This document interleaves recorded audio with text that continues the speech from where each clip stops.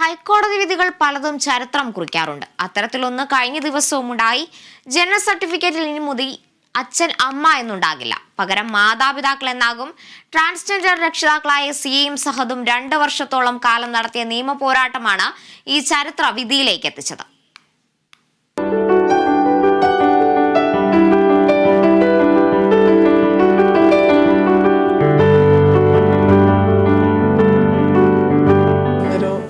എന്താ പറയുക, രാവിലെ തന്നെ ഒരു നല്ലൊരു സന്തോഷ വാർത്തയായിട്ടാണ് ഞങ്ങൾ ഇന്ന് പുലർന്നത്. എന്താണെന്ന് വെച്ച് കഴിഞ്ഞാൽ ഞങ്ങൾ 2-2.5 വർഷത്തോളമായി ഒരു നിയമ പോരാട്ടത്തിലായിരുന്നു ഹൈക്കോടതിയിൽ.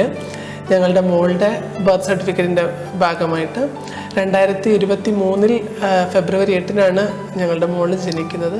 ഫെബ്രുവരി മാസത്തിൽ ഞങ്ങൾ അവളുടെ ബർത്ത് സർട്ടിഫിക്കറ്റിന് വേണ്ടിയിട്ട് നമ്മുടെ കോഴിക്കോട് കോർപ്പറേഷനിൽ സമീപിച്ചപ്പോൾ അവിടെ ഞങ്ങൾ ആഗ്രഹിച്ച പോലുള്ളൊരു സർട്ടിഫിക്കറ്റ് തരുന്നതിൽ അവരൊരു വിയോജിപ്പ് പ്രകടിപ്പിക്കുകയും അവർ ഞങ്ങൾക്ക് തന്ന, അതായത് എൻ്റെ പേര് ഫാദറിൻ്റെ സ്ഥാനത്തും സഹദിൻ്റെ പേര് മദറിൻ്റെ സ്ഥാനത്തുള്ളൊരു ബർത്ത് സർട്ടിഫിക്കറ്റ് ഞങ്ങൾക്ക് അവർ അപ്രൂവ് ആക്കുകയും അത് ഞങ്ങൾ കൈപ്പറ്റാതിരിക്കുകയും ഞങ്ങൾ നേരെ ഹൈക്കോടതിയിൽ ഞങ്ങളുടെ കേസ് ഫയൽ ചെയ്യുകയും ചെയ്തു.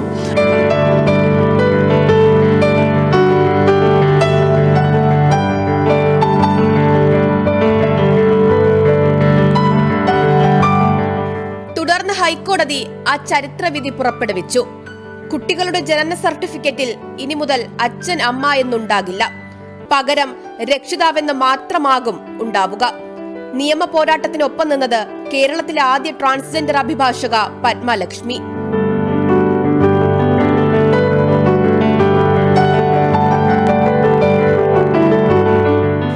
ഒരുപാട് സന്തോഷം. കാരണം നമ്മൾ 2 വർഷത്തെ കാത്തിരിപ്പിന് ശേഷമാണ് ആ ഒരു നല്ലൊരു വിധി നമുക്ക് വന്നത്. ഇതിന് പിന്നിൽ പ്രവർത്തിച്ച നമ്മളെ അഡ്വക്കേറ്റായ പത്മ ചേച്ചിക്കും ഒരുപാട് നന്ദി.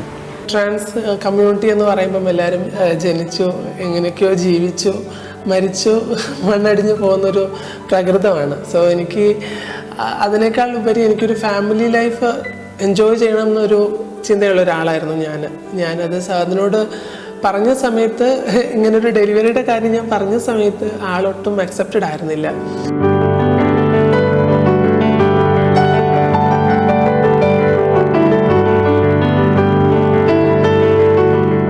ഇന്ത്യയിൽ ആദ്യ ട്രാൻസ്ജെൻഡർ ദമ്പതികൾക്ക് കുഞ്ഞു പിറന്നതും ഒരു ചരിത്രമായിരുന്നു.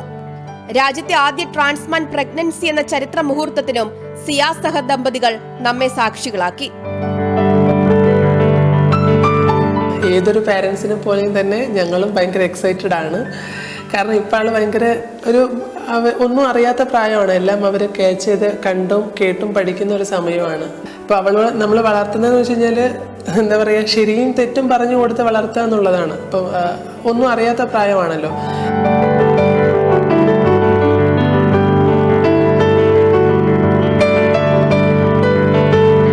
മാറ്റം എല്ലാ കാലത്തും അനിവാര്യതയുടെ ഭാഗമാണ്. ഇവിടെ അത് ചരിത്രത്തിന്റെ ഭാഗമായി കൂടി മാറിയിരിക്കുകയാണ്. ക്യാമറമാൻ ഷാൻ ജയസിനൊപ്പം സൂര്യഗായത്രി, കേരള വിഷൻ ന്യൂസ്.